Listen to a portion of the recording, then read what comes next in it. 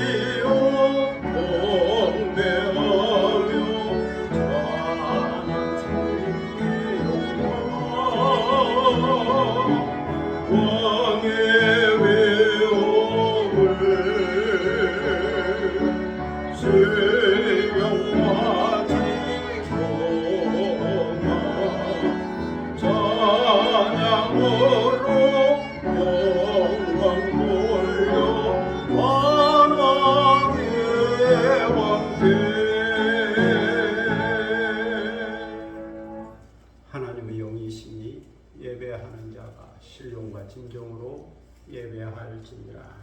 아멘.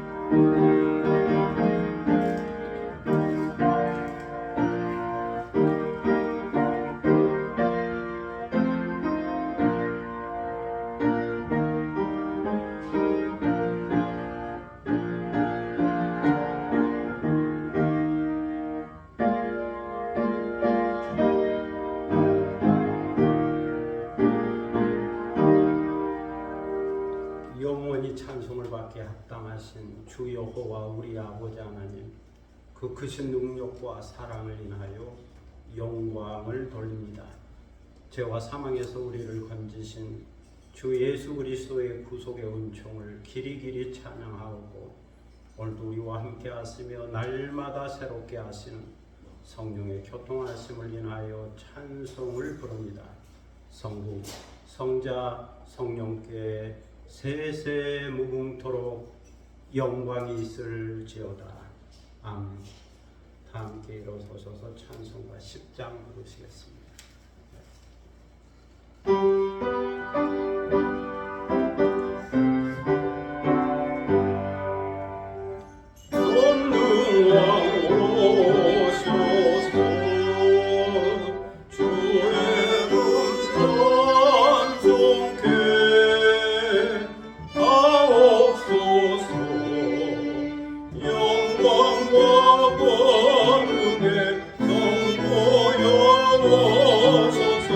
노래를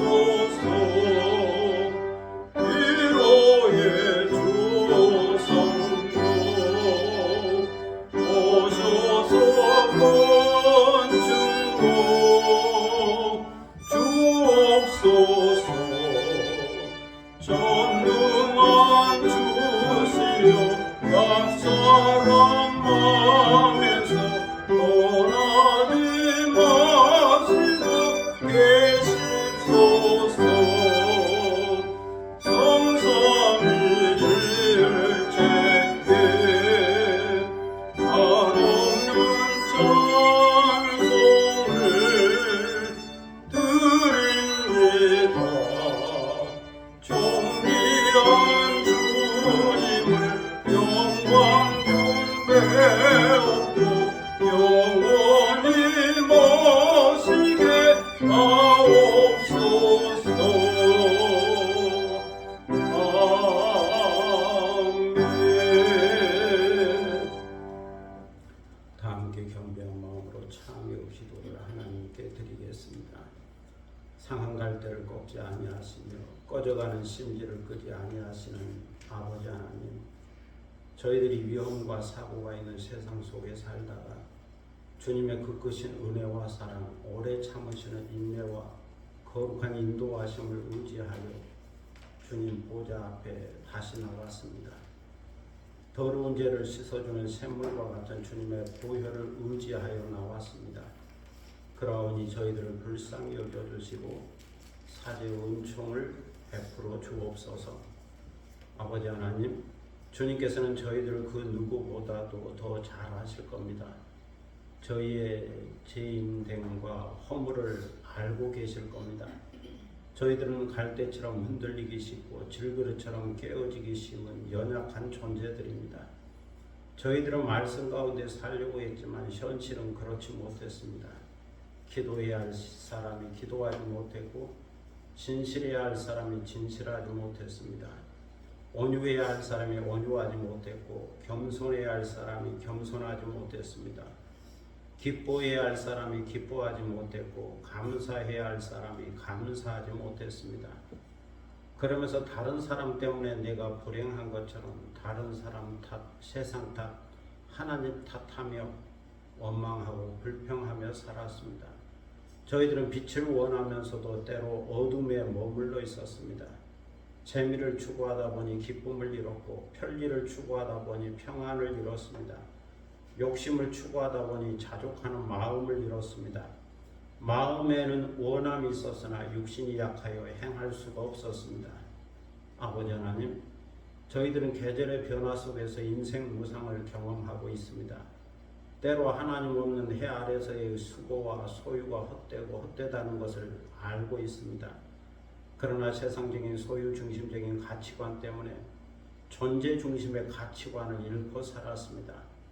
저에게 자유롭게 선택할 수 있는 기회를 주셨으나 인본주의적이고도 불신앙적인 것을 선택하며 살았습니다. 저희들은 주님 앞에서 은혜 중심적 세계관보다는 율법적 세계관에 매여 살았고 낙천적인 세계관보다는 염세적 세계관에 매여 살았습니다. 종말론적 세계관보다는 과거 지향적 세계관에 매여 살았습니다.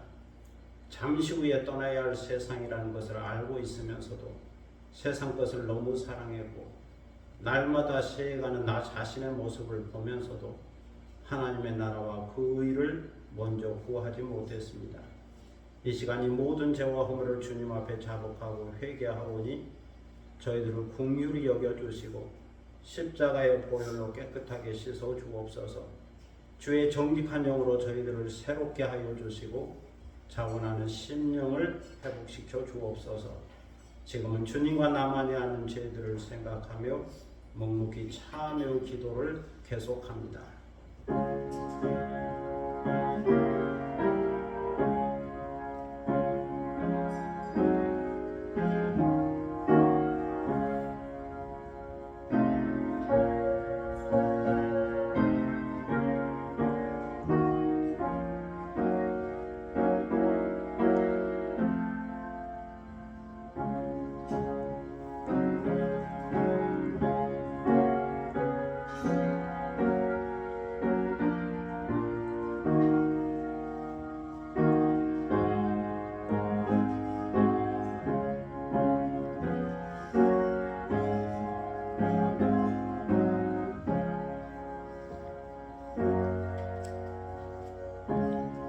우리가 아직 죄인 되었을 때에 그리스도께서 우리를 위하여 죽으심으로 하나님께서 우리에게 대한 자기의 사랑을 확증하셨느니라.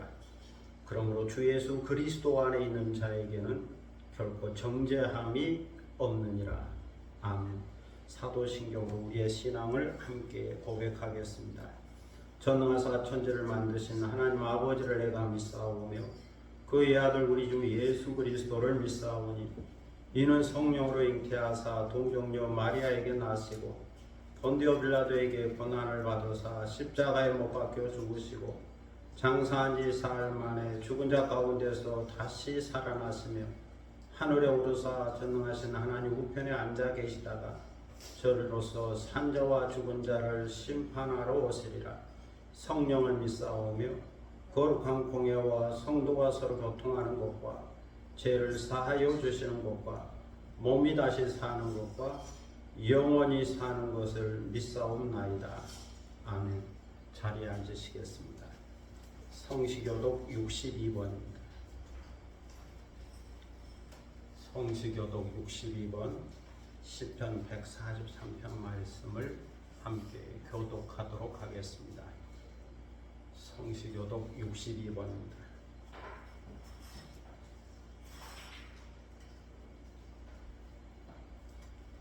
여호와여 내 기도를 들으시며 내 간구에 귀를 기울이시고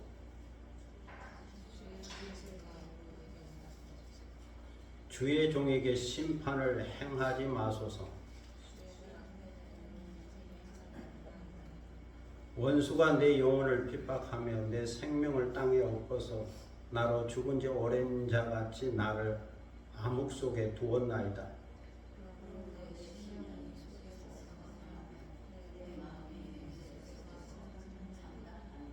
내가 옛날을 기억하고 주의 모든 행하신 것을 읊조리며 주의 손이 행하는 일을 생각하고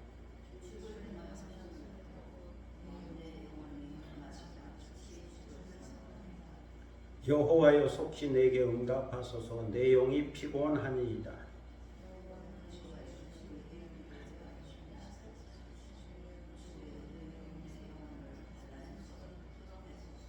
주의 인자하심으로 나의 원수들을 끊으시고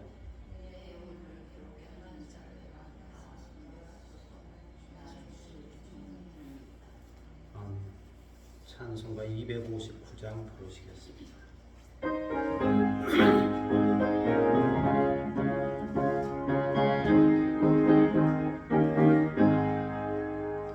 예수 십자가에 달린 비로소 그대는 지키어 있는 것 더러운 죄인에게 하는 능력을 그대는 참지하는 것 예수의 보혈로 그대는 지키어 있는 것 마음속에 여러 가지 죄악이 깨끗이 씻기어 있는 것 예수와 만나서 늘 함께 그대는 행동을 하는 것 아무 때나 어디서나 그대는 십자가 붙들고 있는 것 예수의 보혈로 그대는 지키어 있는 것 마음속에 여러 가지 죄악이 깨끗이 씻기어 있는 것 모든 죄에 더러운 그대는 영접할 회복이 있는 것 그대 몸은 거룩한 곳 천국에 들어갈 준비가 됐는 것 예수의 보혈로 그대는 지키어 있는 것 마음속에 여러 가지 죄악이 깨끗이 씻기어 있는 것 모든 죄에 더러워진 회복을 주 앞에 지금 덮어서서 샘물같이 솟아나는 보혈로 눈보다 더 크게 씻으라 예수의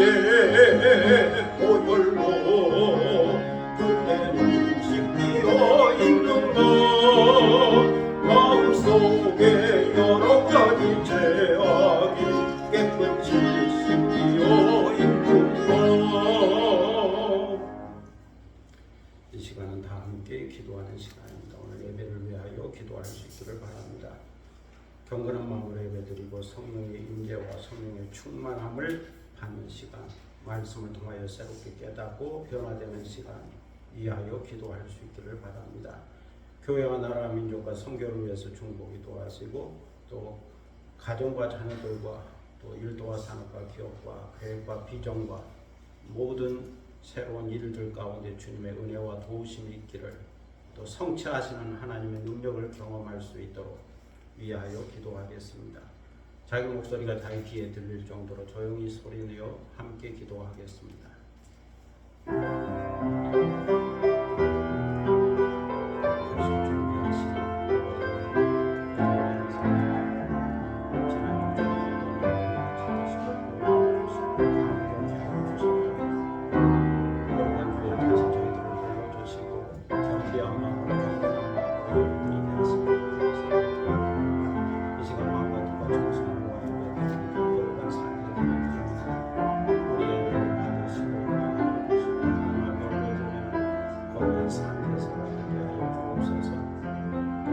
성령을 사모합니다. 오시옵소서 공격합니다. 환영합니다. 내주하여 주셔서 내적인 충만함을 경험하게 하시고 성령의 기름을 부어주셔서 성령의 인성한 능력을 경험하고 성령으로 충만한 시간이 되도록 인도하여 주옵소서. 오늘도 하나님의 말씀을 저에게 들려주셔서 깨닫게 하시고 알게 하시고 하나님께 확증을 얻게 하시고 변화되는 시간 되도록 인도하여 주시고 아니나이나 나를 부인하고 나의 십자가를 지고 주를 따르는 주님의 제자들을 실천할 수 있게 하시고 예수의 성신과 건강함을 본받아 변화된 삶이 되도록 인도하여 주옵소서. 오늘도 이 교회 가운데 함께하여 주셔서 하늘성을 세워주고 우리의 세대를 천국의 열쇠를 간직한 교회에 되게 하시고 진리의 기도가 도가 되게 하시고 마음으로 기도하는 아버지의 집이 되게 하여 주옵소서. 이 교회에서 아버지의 사랑을 알게 하시고 깨닫게 하시고 느끼게 하시고 그리고 사랑 가운데 거하게 하시며 우리에게 주신 그 귀한 복음을 간직하고 전파할 수 있도록 인도하여 주시고 세상의 빛과 소금의 불을 감당하게 하여 주옵소서. 위로받는 교회, 위로하는 교회 되게 하시고 치유받는 교회, 치유하는 교회 되도록 인도하여 주옵소서. 여기 교회가 있으면 지역 사회의 소망이 있게 하시고 이 나라와 이 민족 가운데 소망이 있게 하시고 구원의 놀라운 역사가 임하고 은혜를 베풀어 주옵소서. 저를 영하고 거부받게 하시고 또 세계로 성교하는 선교사들과 들어주셔서 그들의 발걸음을 복되게 하시고 주 예수 그리스도로 증거할 때 주의 능력과 이적과 편안이 나타나게 하시고 주의 복음이 전하게 하시고 미정의 운동이 지구에 돌아오는 감람의 중으로 돌아오는 공산국가 해결과 불법과 주권으로 돌아오는 거룩한 역사가 있게 하여 주옵소서. 세계 전체의 기근과 재진과 태우와 전쟁의 속에 있습니다. 그 세계 속에 살면서 아파하고 신음하고 괴로워하고 고통당하는 자들이 있사오니 주께서 불쌍히 여겨주시고 그분도 위로하여 주시고 치유하여 주시고 회복시켜 주시고 전쟁이 종식되고 평화의 세계가 임하도록 역사하여 주옵소서.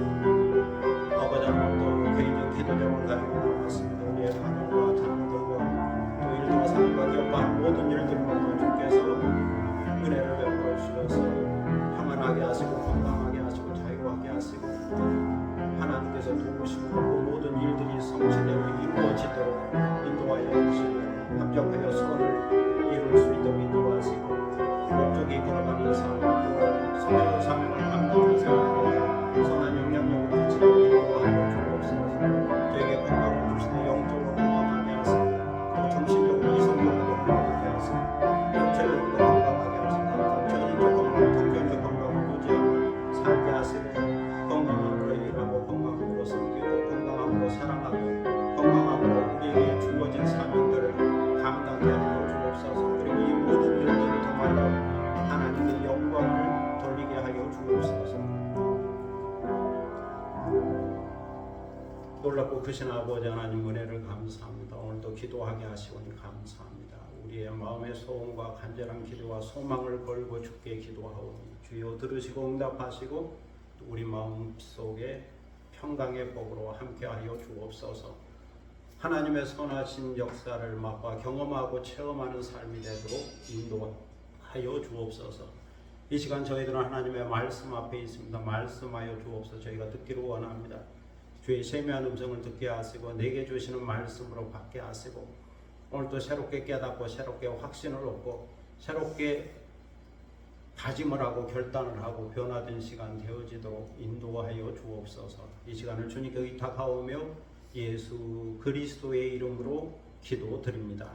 아멘.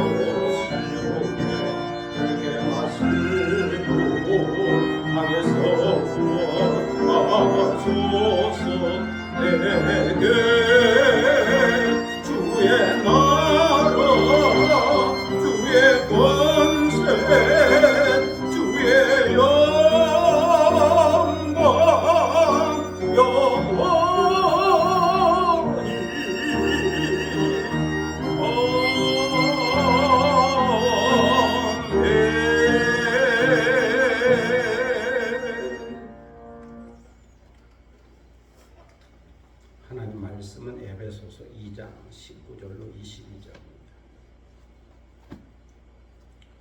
에베소서 2장 19절로 22절입니다. 신약성경 311면 되겠습니다.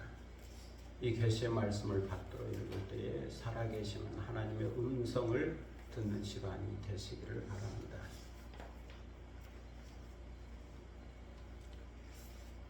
그러므로 이제부터 너희는 외인도 아니요 나그네도 아니요 오직 성도들과 동일한 시민이요 하나님의 권속이라. 너희는 사도들과 선지자들의 터 위에 세우심을 입은 자라. 그리스도 예수께서 친히 모퉁이 돌이 되셨느니라. 그의 안에서 건물마다 서로 연결하여 주 안에서 성전이 되어가고 너희도 성령 안에서 하나님이 거하실 초소가 되기 위하여 그리스도 예수 안에서 함께 지어져 가느니라. 아멘. 찬양하겠습니다. 시와 찬미 376장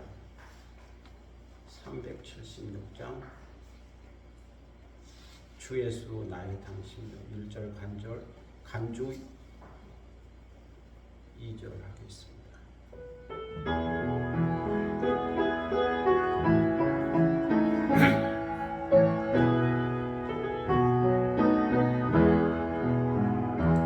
빛이 없어도 한강에 나가오시는 주 예수 나의 당신이요 음성이 없어도 똑똑히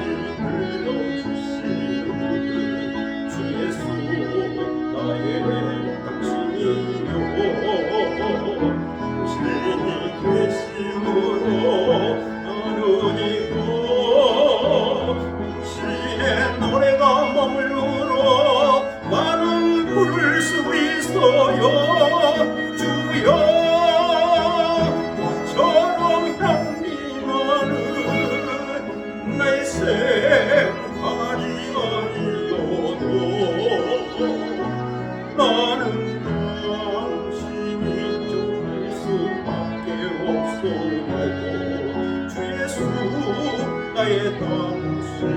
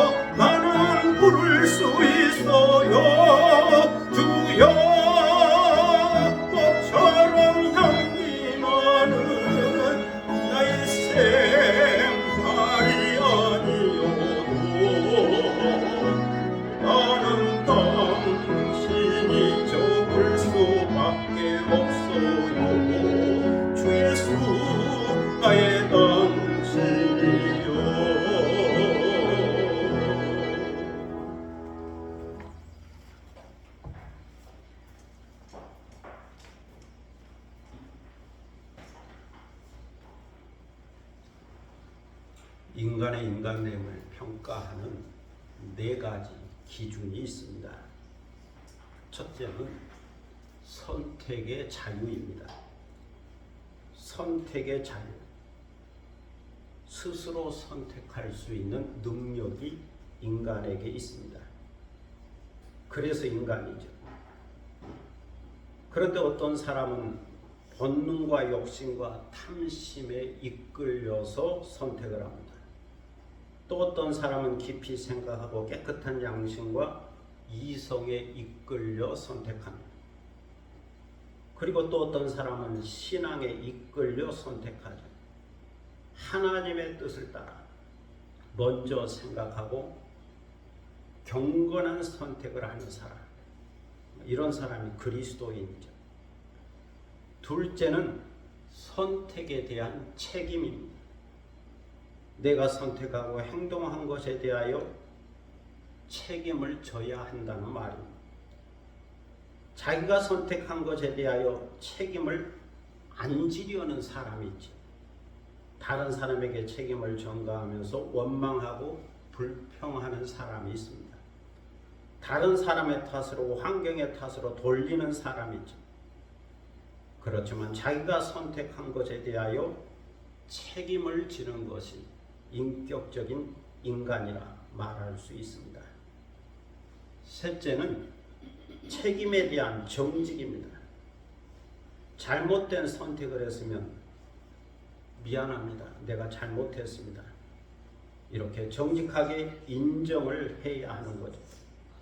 그래서 책임을 지면 진실한 것이요, 정직합니다. 정직한 겁니다. 복락원의 인생이 되는 거죠. 그러나 책임을 안 지면 진실을 잃어버립니다. 자꾸 변명을 하고 다른 사람의 탓으로, 환경의 탓으로, 하나님의 탓으로 돌리면 초라한 인간이 되어버립니다. 자기 존재성을 잃어버리고 신라곤, 낙원을 잃어버린 인간이 되어버립니다. 넷째는 하나님 앞에서 하나님을 향한 믿음입니다. 하나님 앞에서 정직한 자세는 경건이죠. 호람되어 하나님 앞에서 경건입니다. 구약에서는 이것을 경외라고 그랬죠. 신약에서는 경건이라고 말합니다. 그러므로 하나님을 향한 경건한 믿음이 있어야 하는 거죠. 그러할 때에 진실된 사람이 되는 겁니다. 중보자이신 예수 그리스도의 십자가는 하나님과 화목하게 하고 화평하게 하는 능력이 있습니다. 하나님 앞으로 나아가게 하는 능력이 있습니다. 그러므로 그리스도인은 예수 그리스도 안에서 하나님과 올바른 관계를 맺고 화목한 관계를 맺고 하나님 앞으로 나아가 경건한 예배를 드릴 수 있어야 합니다.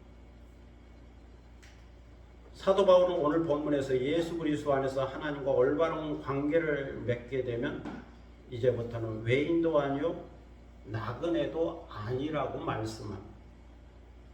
오직 성도들과 동일한 시민이요 하나님의 권속이라는 것, 하나님의 가족이다. 권속이라는 가족의 의미가 있습니다. 사도들과 선지자들의 터위에 세우심을 입은 자다. 이를 위하여 예수 그리스도께서 친히 모퉁이 돌이 되셨다라고 말씀합니다. 그러므로 이제는 예수 그리스도 안에서 건물마다 서로 연결하여 주 안에서 신령한 성전이 되어가는 거죠. 그리고 성령 안에서 하나님이 거하실 초소가 되기 위하여 그리스도 예수 안에서 함께 지어져 간다라고 말씀하고 있습니다. 구약시대의 이스라엘 백성들은 모세의 율법과 하나님의 성전에 기초하여 신앙생활을 했습니다. 구약시대의 성전은 하나님의 영광이 임하는 거룩한 곳이었죠. 그래서 성전은 하나님을 만나는 것이요, 하나님을 예배하는 것이요, 하나님을 섬기는 것이요, 하나님 앞에서 죄 용서를 받는 것입니다.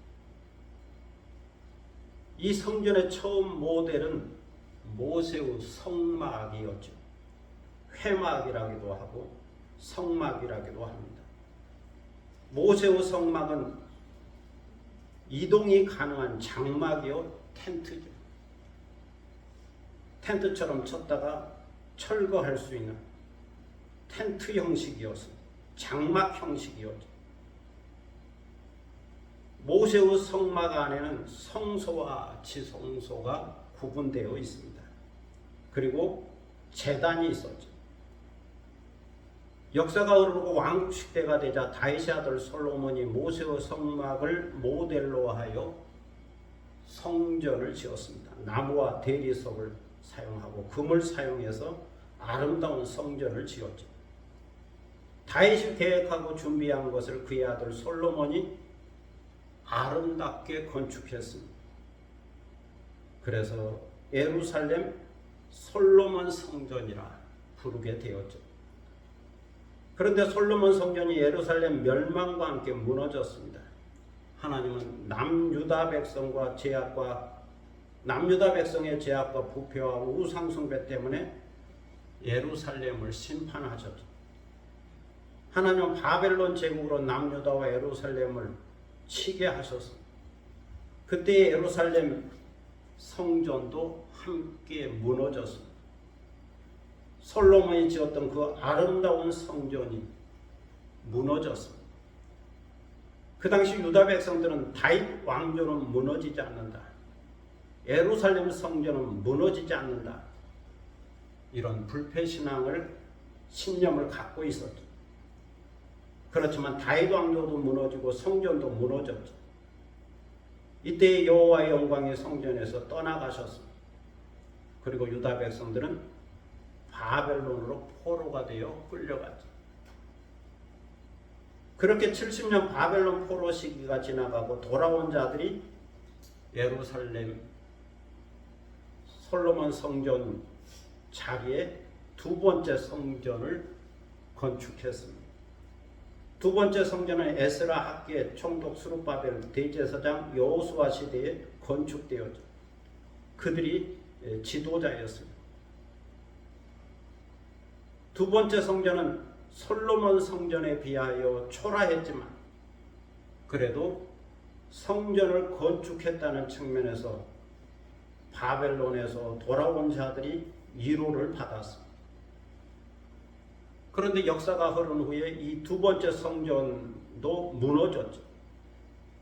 그리스 헬라가 세계를 지배할 때에 예루살렘을 치게 되었는데 유대인들과 예루살렘에 항복을 하지 않자 헬라 제국은 예루살렘을 정복한 후에 성전을 무너뜨렸습니다.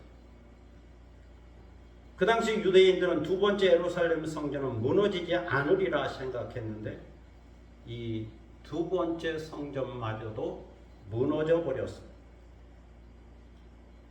구 예수님 당시에 헤롯 왕이 유대인들의 마음을 얻으려고 세 번째 성전을 건축했죠.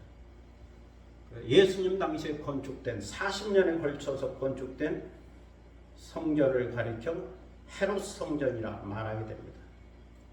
헤롯 왕이 제사장이나 바리새인이나 서기관이나 유대인들의 마음을 얻으려고 자기 권력의 힘으로 헤롯 성전을 건축하게 된 겁니다. 그런데 이 헤롯 성전도 주 70년 로마 제국에 의해서 무너졌습니다. 그 당시 제사장과 유대인들은 예루살렘 성전이 무너지지 않으리라 생각했는데 결국은 헤롯 성전도 무너졌습니다. 40년 동안 지었다고 그러는데 한순간에 무너졌죠.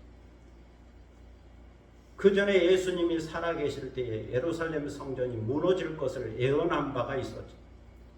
돌 하나도 돌 위에 남지 아니하리라고 말씀하셨죠. 그렇게 무너진 이후로 예루살렘 성전은 건축되거나 세워지지 않았습니다. 지금은 오늘날은 예루살렘 성전 자리에 이슬람의 황금 사원이 세워져 있습니다. 돔 형식의 황금 사원, 지붕이 황금으로 씌워져 있다. 황금 사원. 멀리서 봐도 그냥 황금처럼 그렇게 보입니다. 그리고 헤롯 성전은, 무너진 헤롯 성전은 서쪽에 한쪽 벽만 남아있지. 유대인들은 이 벽을 가리켜 통곡의 벽이라 부르고 있습니다. 지금도 이 통곡의 벽 앞에서 유대인들은 기도를 하고 토라를 읽죠. 그 벽이 큰 바위돌로 이어져서 세워져 있어서 바위돌 사이사이에 그 약간 공간이 있습니다. 그 공간에다 토라인지 기도 제목인지 종이 쪽지들을 많이 사이사이에 집어넣고 그 앞에서 검정 옷을 입은 유대인들이 고개를 흔들면서 기도하는 것을 볼 수 있습니다. 토라를 읽고 토라 율법책을 읽고 그렇게 기도하는 것을 볼 수 있습니다. 어쨌든 지금 남아있는 성전은 그냥 벽, 서쪽 벽 한 면만 남아있는 거죠. 다시 정리를 하면 구약 백성들은 눈에 보이는 물질적인 성전에 기초하여 신앙생활을 했습니다. 성전이 있어야 했던 거죠. 또 이 성전은 하나님이 거하시고 임재하시는 곳이었죠. 또 하나님의 영광이 임하는 곳이었죠. 그래서 이스라엘 백성들은 이 성전에 와서 하나님께 예배를 드리고 제사를 드렸습니다. 특별히 절기 때는 일주일 동안 성전 주변에 모여서 절기를 지키곤 했죠. 6월절이나 맥추절이나 장막절 같은 그런 절기 때는 일주일 동안 지켰습니다. 주변에 텐트를 치고 성전 중심에 예배를 드리며 절기를 지켰죠. 이스라엘 백성들이 하나님 앞에서 정직하고 진실된 믿음으로 하나님을 섬길 때에는 이 성전에 여호와의 영광이 임했습니다. 그러나 이스라엘 백성들이 하나님과 맺은 언약을 어기고 하나님을 떠나 우상을 숭배할 때, 하나님을 배반하고 하나님을 거역하고 언약을 지키지 않고 율법을 지키지 않을 때 하나님은 그 성전을 떠나가셨죠. 여호와의 영광이 함께 떠나가신 겁니다. 유대인들은 궁극적으로는 하나님의 아들 예수 그리스도를 십자가에 못 박았죠. 그래서 성전의 휘장은 갈라지고 로마 제국에 의해서 헤롯 성전은 무너지고 여호와의 영광은 성전에서 떠나가신 거죠. 이렇게 될 것을 미리 아시고 예수님은 예루살렘 성전, 헤롯 성전을 바라보면서 이런 말씀을 하셨습니다. 이 성전을 헐라 내가 사흘 만에 다시 세우리라. 여기서 예수님은 자신을 성전으로 비유하셨고 성전에 대한 새로운 해석을 하셨습니다. 예수님은 자기 안에 성령이 계시고 하나님이 거하시기 때문에 자신이 곧 성전이라, 내가 성전이라 말씀하시게 된 거죠. 그러니 이 성전을 헐라 성전된 나를 십자가에 못 박으라. 내가 사흘 만에 다시 세우리라. 내가 3일 만에 다시 살아나리라. 성전된 나를 너희가 무너뜨리지만 내가 3일 만에 다시 살아난다. 이렇게 성전을 새롭게 해석하시고 내가 성전이다 말씀하셨습니다. 이처럼 십자가에 달리시고 부활하신 예수 그리스도께서 새로운 시대의 새로운 성전이 되신 거죠. 새로운 성전의 모델이 된 겁니다. 그래서 하나님이 거하시고 성령이 거하시는 성령이 거하시는 성전은 예루살렘 눈에 보이는 그 무너진 성전이 아니고 예수님이 성전이 되는 겁니다. 예수님이 성전이다. 예수 그리스도가 성전이다. 이렇게 성전에 대한 새로운 이해, 깨달음이 있어야 합니다. 그러므로 예수 그리스도를 믿고 따르는 자들에게 있어서 예루살렘 성전은 더 이상 의미가 없는 겁니다. 뭐 유대인들에게는 한쪽 벽이라도 의미가 있겠지만 예수 그리스도를 믿는 그리스도인에게는 예루살렘 성전은 의미가 없습니다. 눈에 보이고 손으로 만질 수 있는 물질적인 예루살렘 성전은 더 이상 의미가 없죠. 또 예루살렘 성전은 이미 무너졌고 사라졌죠. 하나님은 그 성전에 거하지 않고 이미 떠나셨죠. 그래서 벽돌로 만들어진, 바위돌로 만들어진 예루살렘 성전은 의미가 없고 이미 무너진 지 오래되었습니다. 하나님의 영광도 떠나가셨죠. 그래서 박해받은 초대교회 성도들은 예루살렘 성전이 아닌 동굴이나 지하 공동묘지에서 또는 물가나 가정집에 모여서 하나님께 예배를 드렸습니다. 하나님의 영이신 예배하는 자가 영과 진리로 예배하라고 하는 주님의 말씀처럼 장소와 관계없이, 성전과 관계없이 영적 예배를 드렸고, 예루살렘 성전과 같은 건물이 없어도 얼마든지 예수 그리스도 안에서 하나님을 만나고 하나님께 예배 드릴 수 있었습니다. 다시 말해서 예루살렘 성전이 없어도, 예루살렘 성전에 가지 않아도 얼마든지 신앙생활을 잘할 수 있었다는 겁니다. 예수 그리스도 안에 있는 자들은 예배 처소가 가난한 가정집이든지 아니면 갑바도게와 같은 지하 동굴 개미집이든지 로마의 카타콤과 같은 공동묘지이든지 문제될 것이 없었죠. 다 쓰러져가는 초가집궁이어도 문제될 것이 없었죠. 눈에 보이는 그런 건물은 상관하지 않았습니다. 그 이유는 사도 바울이 고린도전서 3장 16절에서 말씀한 것처럼 이제는 교회가 성전이기 때문입니다. 너희는 너희가 하나님의 성전인 것과 하나님의 성령이 너희 안에 계시는 것을 알지 못하느냐. 예수님은 내가 성전이라 그랬는데 이제 사도 바울은 그것을 또 해석해서 이제는 믿는 성도가 성전이다. 예수 그리스도를 믿고 예수 그리스도를 영접하고 성령을 받은 성도가 하나님의 성전이다. 성전 신학을 더 발전시켰다. 예수 그리스도 안에서 하나님을 모시고 성령을 모시고 사는 성도 한 사람 한 사람이 하나님의 거룩한 성전이고, 그러한 성도들이 모여서 세워가는 교회가 하나님의 성전이라는 겁니다. 성도 한 사람도 성전이고 성도들이 모인 교회도 성전이다. 하나님의 부르심을 받고 예수 그리스도의 이름으로 모이는 성도들의 모임이 신령한 하나님의 집이요 거룩한 하나님의 성전이다. 눈에 보이는 어떤 물질적인 장소나 건물로서의 교회가 아니고 예수님을 믿는 사람들의 모임이 교회라는 겁니다. 사람이 교회다. 어떤 사람인가? 예수 그리스도를 믿고 영접한 성도로서의 사람. 성도가 교회다. 성도가 교회다. 성령을 모시고 사는, 예수님을 모시고 사는, 하나님을 모시고 사는 성도, 그 거룩한 성도가 교회다. 그리고 그 성도들의 모임이 교회고 그것이 성전이다. 사도 바울이 이렇게 성전을 확대해서 해석하고 가르쳐 주었기 때문에 초대교회 박해받은 성도들은 하나님이 거하실 성전이란 교회다, 나다, 이렇게 이해를 했습니다.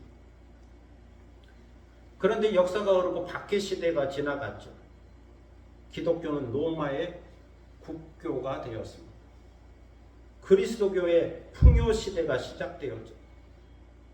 박해 시대는 예수 믿으면 죽였지만 그리스도교가 국교가 되면 안 믿으면 죽는 겁니다. 왜냐하면 이제는 황제가 믿고 군주가 믿고 귀족이 믿고 권력 있는 자가 다 믿기 때문에 안 믿으면 이교도가 되어서 죽임을 당합니다. 국교가 된다는 것은 이런 의미가 있습니다. 황제가 믿는 거죠.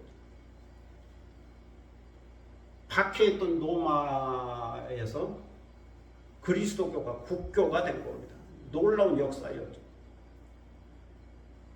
그러다 보니 로마 교황과 신부의 권위는 올라가고 황제와 군주들은 자기들의 믿음을 증명이라도 증명이라도 하듯이 교회 예배당 건물을 짓기 시작했습니다.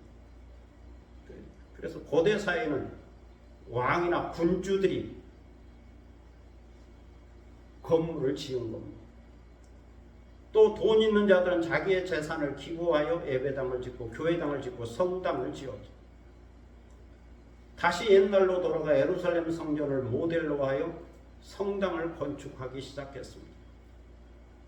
크고 화려하게 여러 건축가들이 동원돼서 아름답게 지었죠.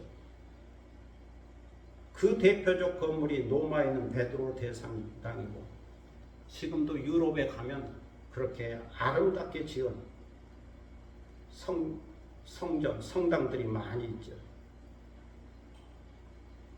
그래서 그 건축가의 그 유명세에 따라 많은 관광객들이 찾아가곤 합니다. 이처럼 눈에 보이는 성전, 성당이 크고 화려해지자 사람들은 거기에 하나님이 계시리라, 하나님이 오시리라, 하나님이 거하시리라 생각하게 되었고 눈에 보이지 않는 신령한 성전은 점점 자취를 감추기 시작했습니다. 중세교회는 사도 바울의 신령한 성전 신학은 사라지고 다시 구약 시대로, 율법 시대로, 예루살렘 성전 시대로 돌아가게 된 겁니다. 그 결과 교회는 제도화되었고 사유화되었고 더 나아가서는 타락하고 부패하게 되었죠. 이것이 중세교회의 이야기고 그래서 종교개혁이 일어나게 된 겁니다. 그런데 한국교회도 교회 부흥시대를 거치면서 이러한 현상이 일부에서 나타나고 있다고 하는 비판을 받고 있습니다. 다 그런 건 아니고 일부에서 나타나고 있다. 우리나라에 처음에 복음이 들어오고 처음 교회가 시작되고 박해와 고난이 있을 때에는 눈에 보이는 예배당은 초라했습니다.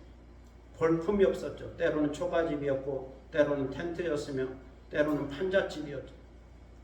때로는 가마니를 깔고 앉아서 예배를 드리곤 했죠. 그럴지라도 그것이 전혀 문제되지는 않았습니다. 왜냐하면 그들에게는 예수 그리스도 안에서 함께 믿음으로 지어가는 신령한 성전, 하나님의 초소가 있었기 때문이죠. 그러던 한국교회가 80년대 이후부터 오늘에 이르기까지 부흥의 시대를 경험하고 있습니다. 자본주의 시대의 흐름과 함께 교회는 성장하고 있죠. 성공과 번영 신학이 그것을 뒷받침하고 있죠. 그러다 보니 교회는 부자가 되고 풍요의 시대를 맞이했습니다. 그러다 보니 어느 순간부터 교회마다 눈에 보이는 예루살렘 성전과 같은 예배당을 건축하기 시작했죠. 교회 건축에 붐이 일어나죠.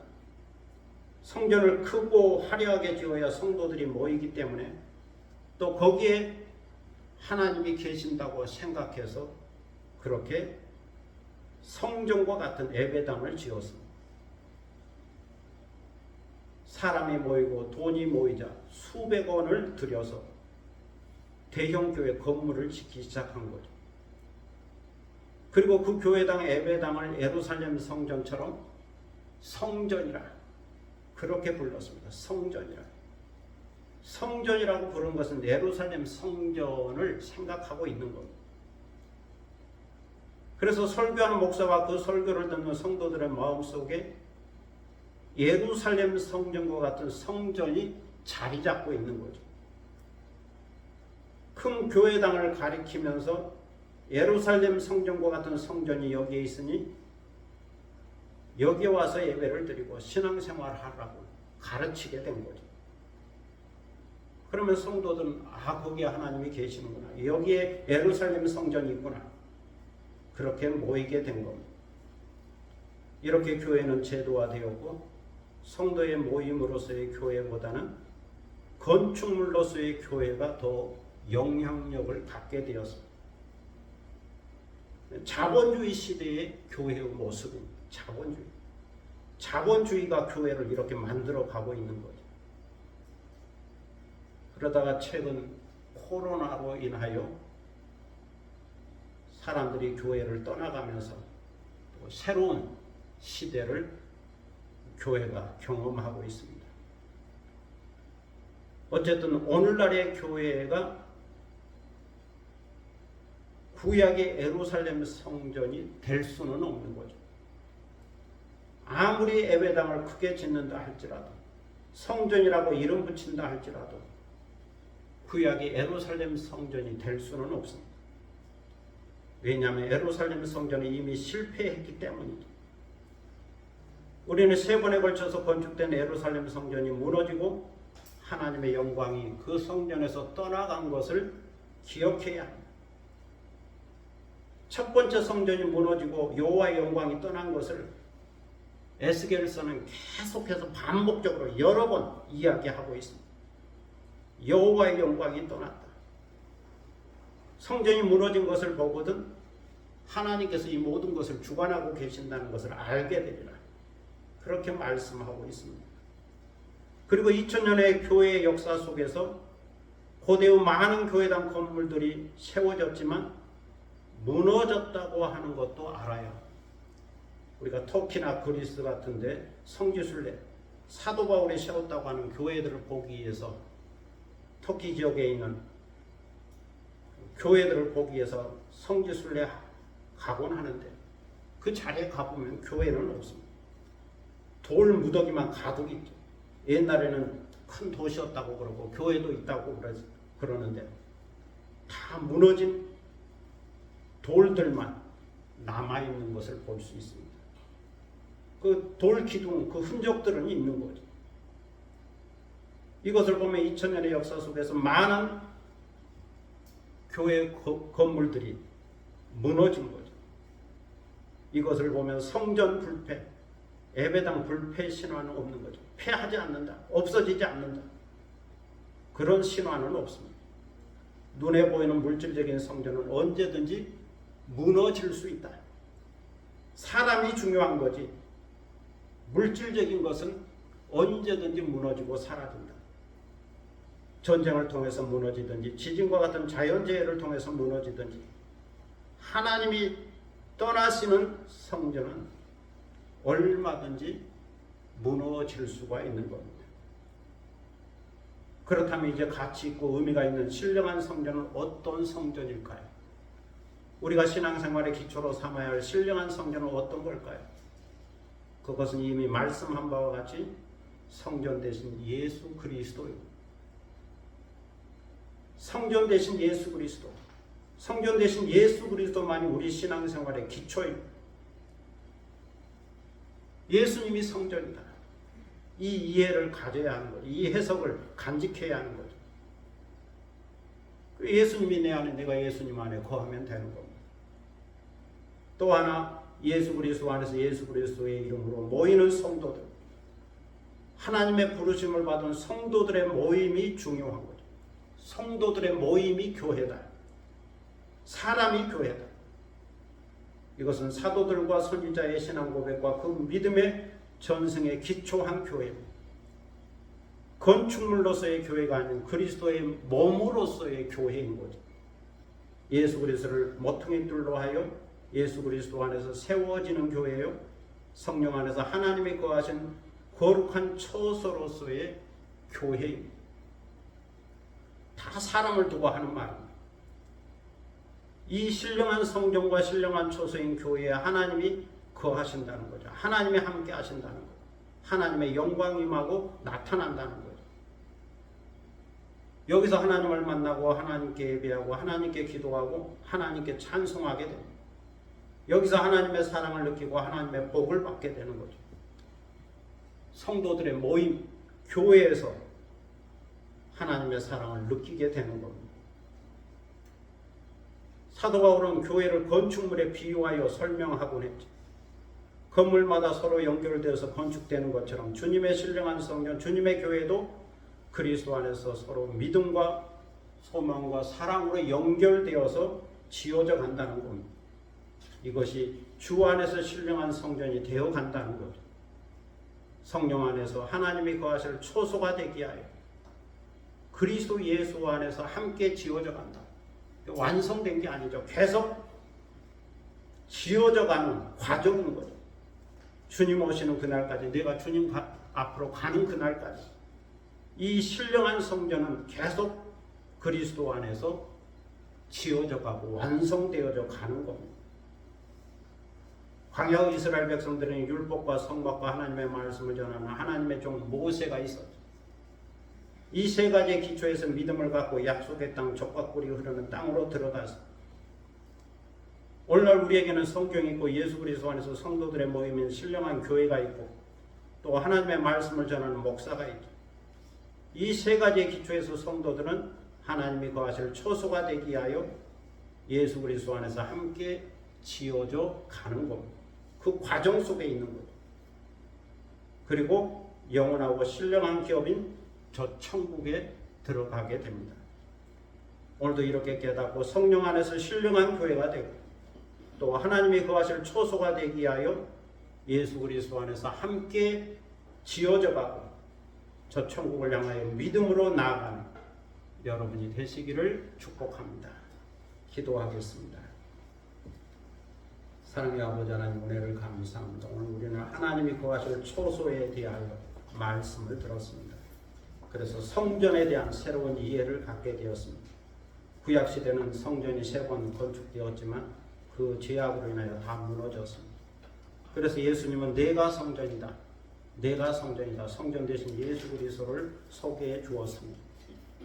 내 안에 성령이 거하시고 내 안에 하나님이 거하시는 내가 성전이다.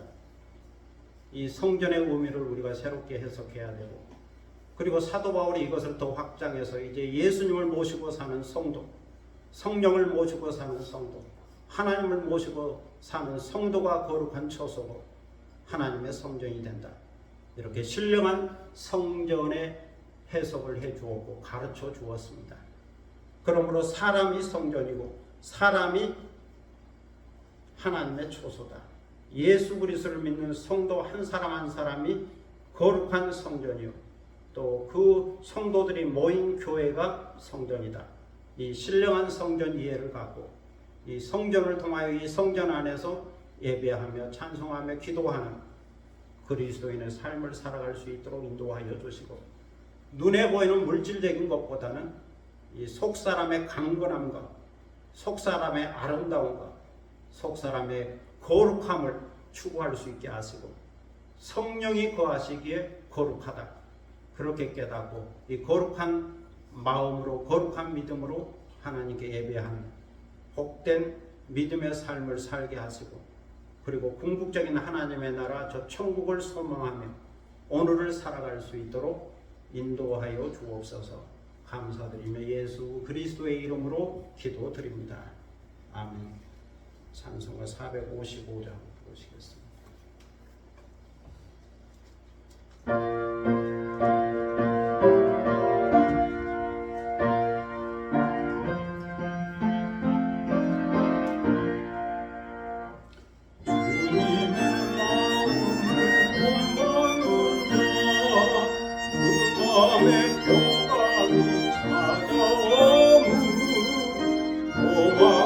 세상을 이길 힘이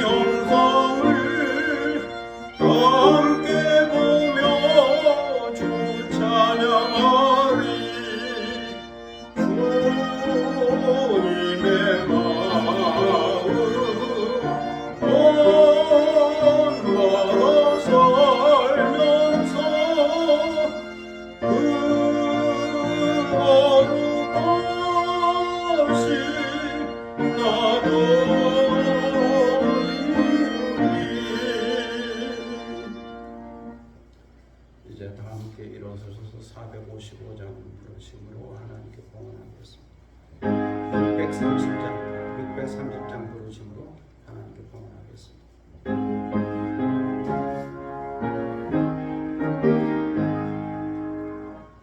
진리와 생명 내신 주 이 몸을 바치오리라 믿음과 소망 사랑에 한 마음 내게 하소서. 아멘. 봉헌기도 드리겠습니다. 만복의 근원 되신 아버지 하나님, 거룩한 주일을 맞이하여 주님 앞에 나와 경건한 마음으로 예배드리게 하시오니 감사를 드립니다. 주님 앞에 나올 때 빈손 들고 나오지 않게 하시고 귀한 예물을 정성껏 준비하였다가 드리게 하시오니 감사를 드립니다. 주일원금을 드립니다. 감사원금을 드립니다. 11조원금을 드립니다. 우리 마음의 뜻과 정성을 모아 이 예물을 드리오니 주여 받으시고 흠양하시고 또 주님 앞에 올려진 향기로운 예물 되게 하시고 오늘 드린 우리의 예배를 의미 있고 가치 있게 하는 예물이 되도록 인도하여 주옵소서. 드리는 손길을 기억하셔서 하늘의 복과 땅의 복을 더하시고 언제나 영적으로 육적으로 부족함이 없이 넉넉하고 풍족하게 하시고 감사의 조건이 더 많아지며 풍성한 삶을 살게 하여 주옵소서. 감사드리며 예수 그리스도의 이름으로 봉헌기도 드립니다. 아멘. 자리에 앉으시겠습니다.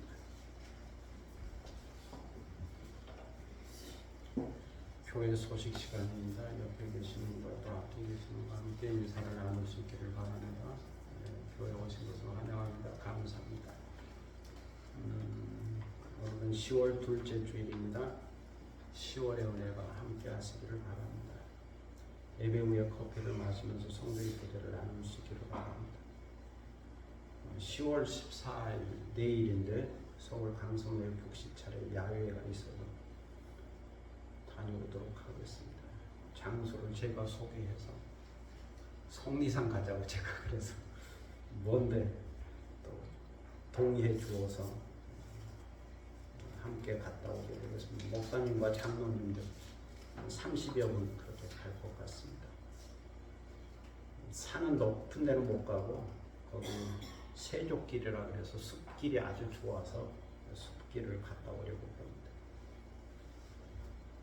항상 기뻐하고 쉬지 말고 기도하고 범사에 감사하는 성도들이 되시기를 바랍니다. 지난 월요일 정선에 있는 민둥산에 다녀왔습니다. 거기 억새꽃이 유명하기 때문에 한번 갔다 왔습니다. 명성산 억새꽃도 유명하죠. 그 둘을 한번 비교해 보았는데 민둥산이 더 억새꽃이 많더라고요. 더 넓고 산행하기로는 좀 약하고 억새꽃 보기는 민둥산이 좋고 산행까지 하려면 명성산 억새꽃과 명성산 산행이 더 좋다. 그런 생각이 들었습니다. 전에 명성산 갔다 와서 억새꽃 이야기도 많이 했는데 이번에는 민둥산 억새꽃 다녀와서 시 한 편 썼습니다. 낭송하겠습니다.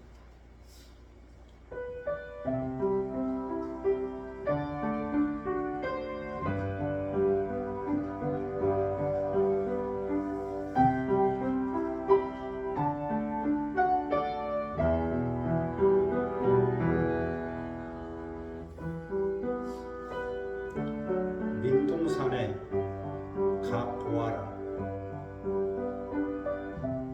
단풍빛 가을바람 편으로 편지 한 장 보내면서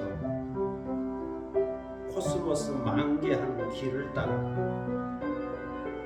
새처럼 여행을 떠나고 싶다면 정선 민둥산에 가보아라.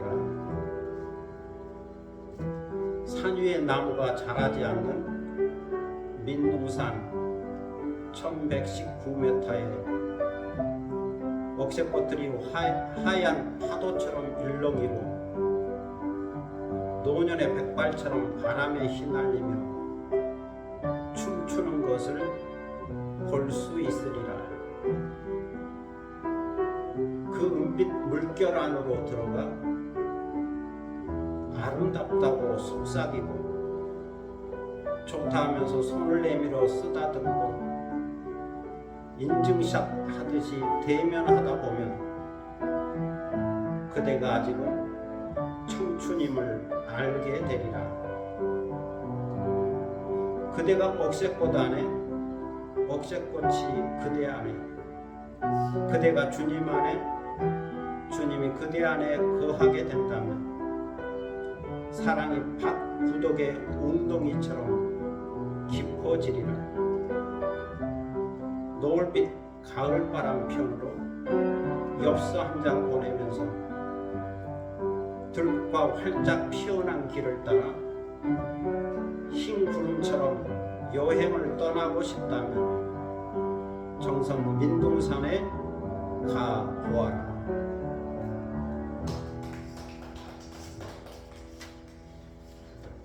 그쪽 민둥산 지역이 밭구덕, 웅덩이 같은 밭구덕이 많아요. 그렇게 표현하더라고요. 밭구덕 마을 그렇게 하는데 그 민둥산은 제가 볼 때 백록담 같이 이렇게 큰 울타리처럼 해서 되어 있는데 안에 우물도 있더라고요. 백록담 같이 이렇게 펼쳐져 있는데 그게 다 옥새밭입니다.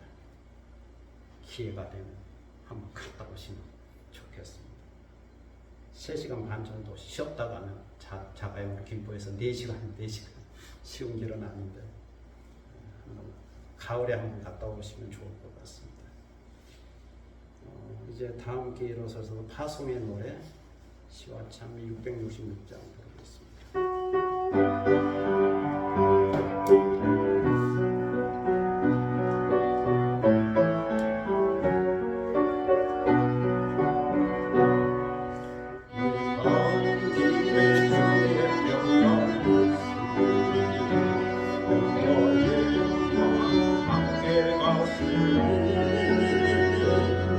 너의 걸음건 주인 도와시는 주의 강한 손을 드시니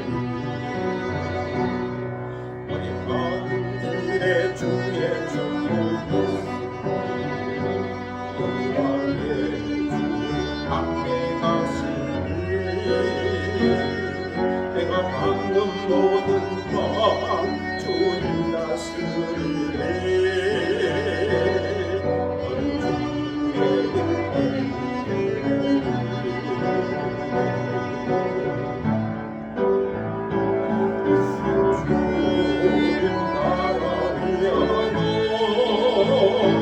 길 떠나는 나의 영예요 주께서 말하시니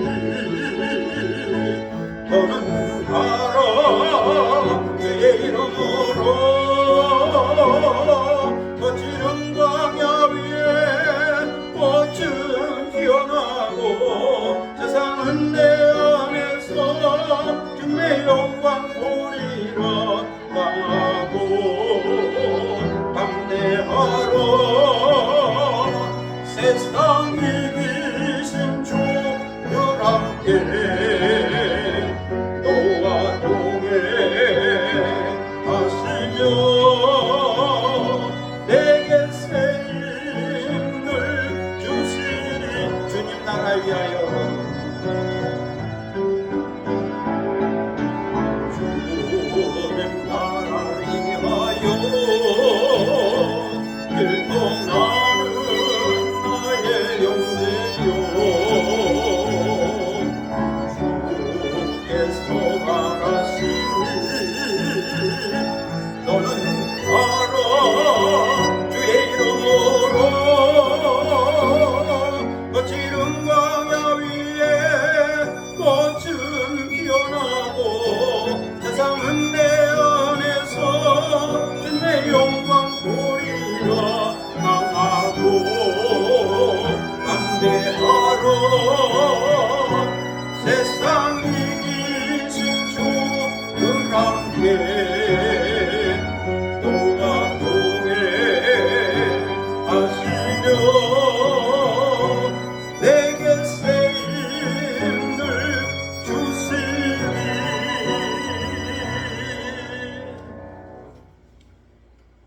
지금은 주 예수 그리스도의 무한하신 은혜와 아버지 하나님의 극진하신 사랑과 성령의 감동함과 교통하심과 충만케 하심이 예수님이 성전이고 예수님을 믿고 영접하고 모시고 사는 사람이 성전이다. 그 모임이 성전이다. 이렇게 성전을 새롭게 이해하고 하나님의 거룩한 처소, 신령한 처소가 되기 위하여 예수 그리스도 안에서 함께 지어가는 그 아름다운 모습으로서의 성전된 삶을 살기 원하는 사랑하는 모든 믿음의 권속들 머리 위에와 그리고 이 교회 위에 지금부터 영원토록 함께 하시기를 간절히 축원하옵나이다. 아멘.